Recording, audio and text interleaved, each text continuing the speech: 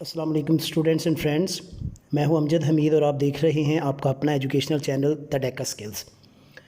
जैसा कि सामने मैंने स्क्रीन पर आप देख रहे हैं कि आज हम डिस्कस करने जा रहे हैं 11वीं जमात का पर्चा उर्दू, और इसके अंदर हम इस पर्चे को हल करने का तरीका, हदायत और अहम जो सुर्खियाँ हैं उसके बारे में बात करेंगे, और उसके साथ साथ जो इसकी प्रेजेंटेशन है उस पर भी हम फोकस करेंगे। आप जानते हैं कि मरूज़ी जो पेपर है वो 20 नंबर का है, उसके बारे में इंशाल्लाह दूसरे वीडियो में बात करेंगे। आज हम हिस्सा इंशाइया जो है इसके बारे में डिस्कशन करेंगे। हिस्सा इंशाइया 80 नंबर का है और क्वेश्चन नंबर 2 से लेकर क्वेश्चन नंबर 8 तक ये 7 क्वेश्चन हमने करने हैं, जिनमें उनके मुख्तलिफ नंबर हैं। कोई 10 नंबर का है, कोई 15 नंबर का, कोई 5 नंबर का क्वेश्चन है। ये हम इनफरादी तौर पर डिस्कस करते हैं। सबसे पहला जो क्वेश्चन है, ये क्वेश्चन है अशार की तशरीह, और ये इसके दो हिस्से हैं, अलिफ़ और बे। ये जो अलिफ़ है यहाँ पर वो हिस्सा नज़म से लिया गया हुआ है। यहाँ मैंने ऑलरेडी इस पेपर की हेडिंग्स लिखी हुई हैं, बस एक आध हेडिंग जो है वो मैंने छोड़ी है जो कि मैं लाइव लिखूँगा।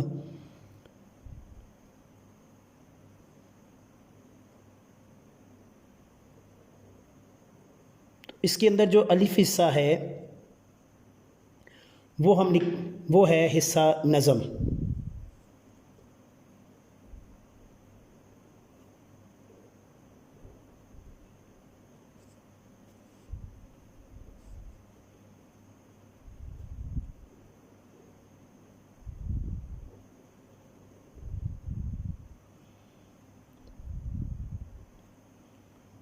जी, तो पहला जो हिस्सा है ये हिस्सा नज़म है, और इसमें से अशार की तशरीह करनी है। यहाँ ये मैं बताता चलूँ कि ये हमने नज़म से 2 शेरों की तशरीह करनी है। सबसे पहले हम नज़म का उन्वान लिखेंगे, इसका 1 नंबर है। उसके बाद हम शायर का नाम लिखेंगे, इसका भी 1 नंबर है। और फिर मफ़हूम और उसके बाद तशरीह करेंगे। एक शेर का मफ़हूम और तशरीह जो है इसके 4 नंबर हैं, और इसी तरह जब दूसरा करेंगे तो उसके भी 4 नंबर हैं। तो ये कुल मिलाकर हमारे 10 नंबर बनेंगे। तो याद रखिएगा कि जब ये हमारा ये मुकम्मल हो जाएगा उसके बाद हमने इसको हाफ़ लाइन लगा सकते हैं। इसके बाद हम आगे बढ़ते हैं। हमारा जो सेकंड पोर्शन है इसका जो बे पार्ट है हिस्सा गज़ल।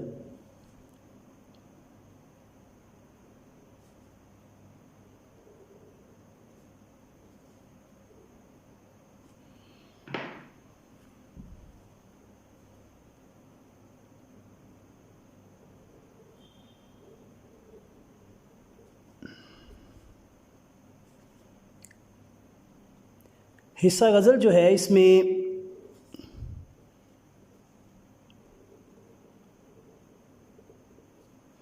हिस्सा गज़ल में हमने 3 अशार करने हैं, जैसा कि आप यहाँ पे देख रहे हैं।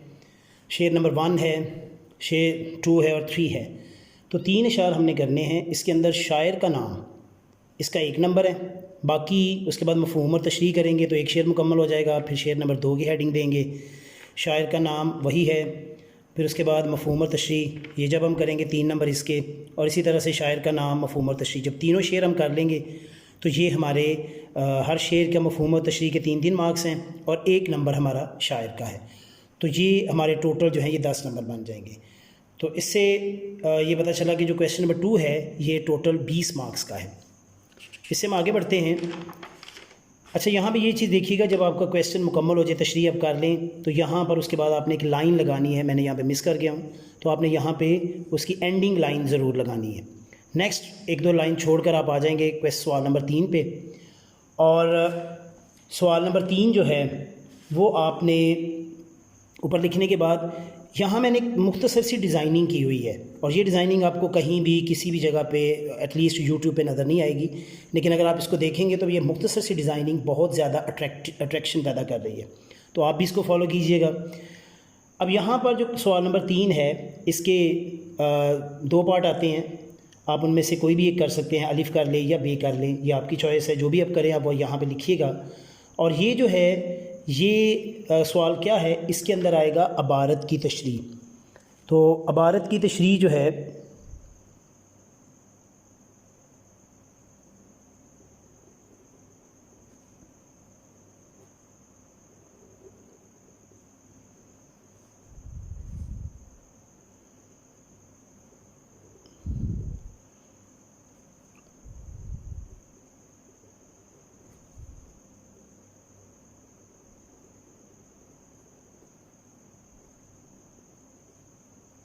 जी, तो इबारत की तशरीह जो है वो आपने यहाँ पे हेडिंग दे दी है। इसके बाद आपने चाहे उसमें से अलिफ लिया है या बे, जो सभी पार्ट लिया है वो आपने लिखना है।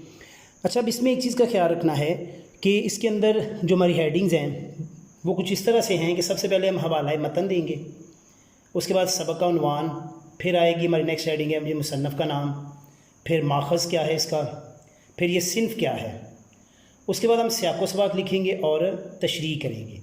यहाँ नंबरों की डिवीज़न कुछ इस तरह से होगी कि जो हमने सबक का उन्वान लिखना है उसका 1 नंबर है, और इसी तरह मुसन्नफ़ का जो नाम है उसका भी 1 नंबर है।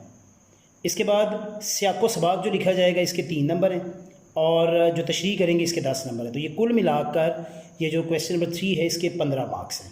अच्छा, यहाँ पर एक चीज़ देखिएगा कि मैंने जो यहाँ पे किया है, अगर आप गौर करेंगे तो ये तमाम हेडिंग मैंने एक ही कह सकते हैं मैंने इनके लिए जगह ली है, एक जितना इनका तकरीबन आप देख सकते हैं कि यहाँ से अगर मैं यहाँ पे स्केल रख के बताऊँ तो आप देखेंगे कि ऑलमोस्ट एक ही तरतीब, एक ही लाइन में, कोई बड़ी छोटी मैंने नहीं की। तो इस सिमेट्री का भी आप ख्याल रखेंगे तो आपकी प्रेजेंटेशन और बेहतर हो जाएगी। इसी तरह जब ये क्वेश्चन मुकम्मल होगा, क्वेश्चन मुकम्मल होने के बाद आप हाफ लाइन और कंप्लीट भी लगा सकते हैं यहाँ से लेके यहाँ तक। इसके बाद हम आगे बढ़ते हैं। नेक्स्ट हमारा क्वेश्चन है क्वेश्चन नंबर 4। क्वेश्चन नंबर 4 जो है ये है हमारा बेसिकली खुलासा, और जो खुलासा है ये मैंने चले लिख दिया है, जिसका हम लिख रहे हैं अदीब की इज़्ज़त है फॉर एग्ज़ाम्पल। तो खुलासा जो है ये 10 नंबर का हमें खुलासा आना है, और खुलासा जो है उसके अंदर पहले मैं हेडिंग लिख दूँ।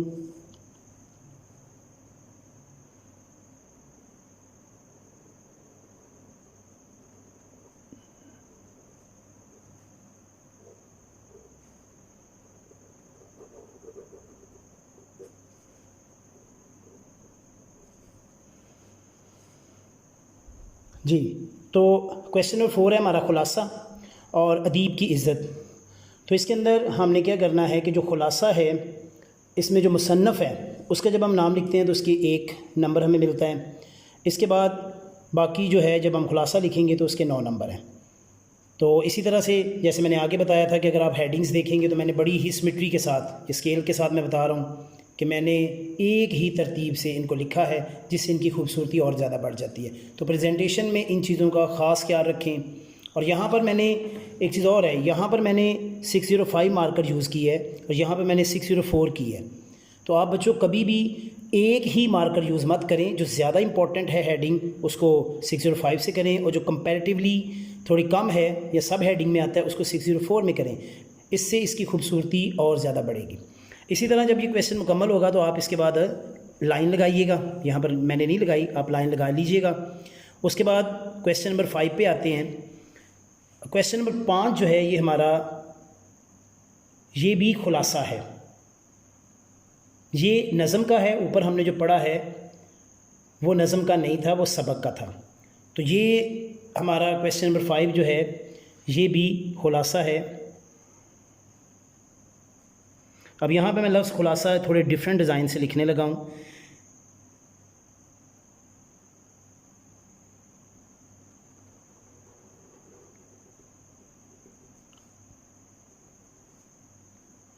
ताकि वैरायटी मिल सके।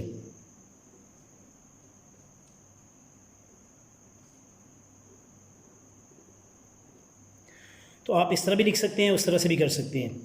तो ये ऑलरेडी खुलासा जो है तस्लीम व रज़ा।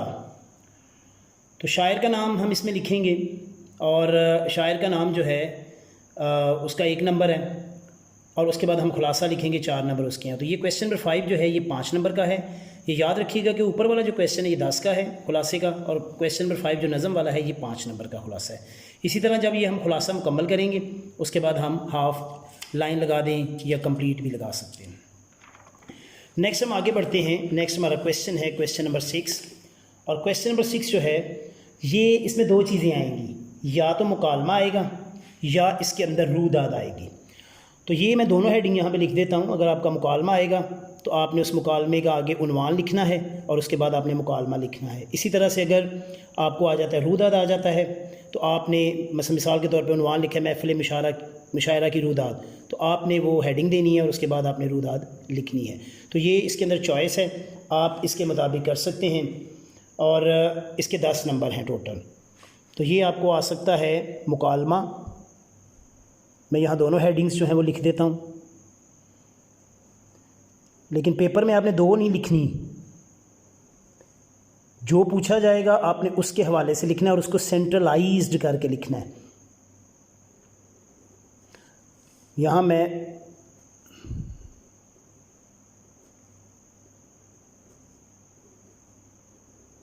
क्योंकि दो हेडिंग्स हैं इसलिए मैंने इसको हाफ ऑफ करके लिखा है, सेंटर में मैंने एक लाइन लगा दी है ताकि मुकालमा या रूदात जो भी आप लिखें।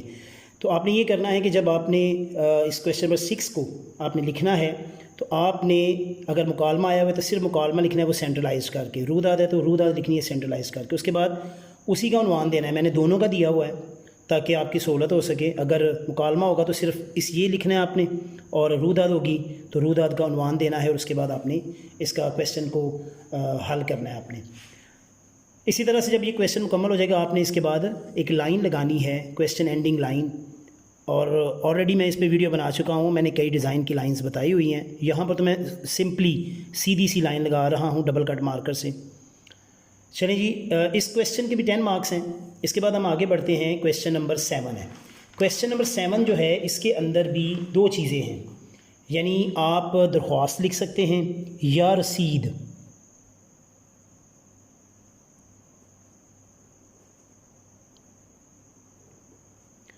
तो जो भी आपने लिखना होगा आप उसकी हेडिंग लिखेंगे और सेंट्रलाइज्ड लिखेंगे। मैं यहाँ पर क्योंकि दोनों हेडिंग्स लिख रहा हूँ इसलिए मैंने स्टार्ट से शुरू किया है और एंड तक मैं यहाँ पे गया हूँ। तो ज़ाहिर है जब आप एक लिखेंगे तो आपको कम जगह चाहिए और उसके लिए फिर आप इसको सेंटर में आपने लिखना है। तो अगर आप यहाँ पे लिख रहे हैं दरख्वास्त है तो उसकी तो ज़ाहिर है आपने जो भी दरख्वास्त है उसको आपने तहरीर करना है। और इसके अलावा अगर रसीद है तो रसीद का उन्वान जो है रसीद बाबत वसूली किराया मकान, मिसाल के तौर पे ये है हमारी रसीद है, इसके ऊपर हमने बात करनी है तो उन्वान देकर हम सारी तहरीर करेंगे। और इसी तरह से जब ये हमारा क्वेश्चन एंड हो जाएगा तो हम क्वेश्चन एंडिंग लाइन लगा देंगे। इसके बाद हमारा जी, और ये 10 नंबर का है। अभी तक हमारे 70 मार्क्स हो चुके हैं और ये लास्ट हमारा क्वेश्चन है, question number 8। Question number 8 basically है तलखीस। क्योंकि ये एक ही है इसलिए मैं इसकी हेडिंग लिखने लगा हूँ सेंटर से।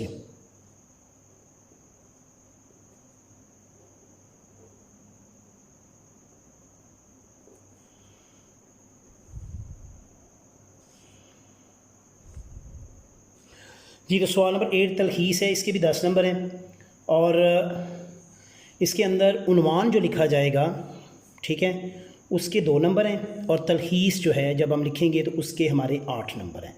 बाकी हम कुल अल्फाज, तलखीस शुदा अल्फाज, इनकी भी हेडिंग देकर इसको मेंशन करेंगे। और यहाँ पर एक चीज़ और मैं बताता चलूँ कि वही जो पीछे मैंने किया है, ये मैंने जो अल्फाज लिखे हैं ये बहुत ज़्यादा मैंने एक ही कह सकते हैं कि सिमेट्री के साथ किया है, किसी को बड़ा किसी को छोटा, लेकिन एक तनासब से किया है ताकि हमारी प्रेजेंटेशन जो है वो बेहतरीन हो सके। तो आपने इन चीज़ों का बच्चों ख्याल रखना है। इसके बाद हमारा एंड पर आकर जब क्वेश्चन ख़त्म होगा तो क्वेश्चन एंडिंग लाइन हम ज़रूर लगाएंगे। जी, तो बच्चों ये था हमारा सारे का सारा पेपर जिसमें हमने इंशाइया हिस्सा डिस्कस किया। मैं एक दफ़ा थोड़ा सा रिवाइज़ कर दूं। हमारा हिस्सा नज़म जो है, ये पहला जो क्वेश्चन है इसमें 10 नंबर का 2 जो नज़म हैं उनके अशार की तशरीह करनी है, नज़म का उन्वान और शायर का नाम, ये सब कुछ करना है। उसके बाद हमारा गज़ल है, गज़ल का पोर्शन है, उसमें शायर का नाम और 3 अशार हैं 3-3 नंबर के जो हमने हल करने हैं। इसके बाद हम ख़त्म होने के बाद क्वेश्चन नंबर नेक्स्ट आ गया भारत की तशरीह, ये 2 आएंगी, एक करनी है हवाला मतन, सबक का उन्वान, मुसन्नफ़ का नाम, माखज़, सिन्फ़, सियाक़ व सबाक़, तशरीह, ये सारी हेडिंग्स हमने फिल करनी है और इनको बड़े खूबसूरत तरीके से पेश करना है। मुकम्मल होने के बाद लाइन लगा देनी है। क्वेश्चन नंबर 4 खुलासा है, ये सबक का खुलासा है, मुसन्नफ़ का नाम, माखज़, सिन्फ़, खुलासा, ये हम हेडिंग्स होंगी और इसके मुताबिक हम करेंगे। इसके बाद ये 10 नंबर का है, ये 5 नंबर का ये होगा, ये जो है अबारत की तशरीह 15 नंबर की थी, ये 10 नंबर का है और ये 5 नंबर का है। तो शायर का नाम और खुलासा, शायर का नाम का एक नंबर है और खुलासे के 4। आगे क्वेश्चन नंबर 6 है मुकालमा या रूदात। तो जो भी आएगा आपने उसका उन्वान लिखना है और उसके बाद उसे मुकम्मल करके लाइन लगा देनी। नेक्स्ट है जी सवाल नंबर 7, जिसमें दरख्वास्त है या रसीद है। तो आपने दरख्वास्त लिखनी है तो दरख्वास्त लिखिएगा, रसीद है तो रसीद उन्वान देकर आप लिख सकते हैं। इसी तरह एंड होने पर एंडिंग लाइन लगाइएगा। और लास्ट क्वेश्चन हमारा तलखीस का है, जिसमें हम तलखीस की हेडिंग दे के कुल अल्फाज, तलखीस शुदा अल्फाज, मुनासिब उन्वान और तलखीस शुदा अबारत, तो ये सब कुछ हम करके तो हमारा पेपर जो है वो मुकम्मल हो जाएगा।